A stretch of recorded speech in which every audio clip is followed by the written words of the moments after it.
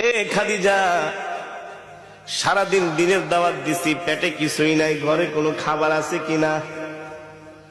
আম্মাজান খাদিজা বলে, ওগো প্রিয় স্বামী, আমাদের ওই যে ছোট একটা বকরি আছে, শুধু ওই বকরি থেকে সন্ধ্যাবেলা এক পেয়ালা দুধ দহন করে আপনার জন্য রেখেছি। আর পাশের বাড়ির মানুষ হাদিয়া হিসাবে আমাদেরকে 4টা খেজুর দিয়ে গেছে। আমি 2টো খেজুর খেয়ে 2টো খেজুর আর এক পেয়ালা দুধ প্রিয় স্বামীর জন্য রেখে দিয়েছি। আপনাদের কাছে আমার প্রশ্ন, সারাদিন না খাওয়া মানুষের কি এক পেয়ালা দুধে কি পেট ভরে, তৃপ্তি মিঠে?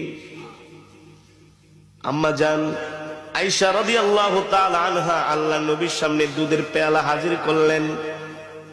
নবীজি অর্ধেকটুকুন দুধ খেয়ে অর্ধেকটুকুন দুধ আম্মা জানকে দিয়ে দিলেন।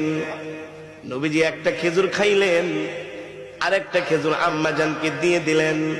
আম্মা জান বলে, ওগো প্রিয় স্বামী, 2টো খেজুরে আপনি খেয়ে ফেলেন। আল্লাহর নবী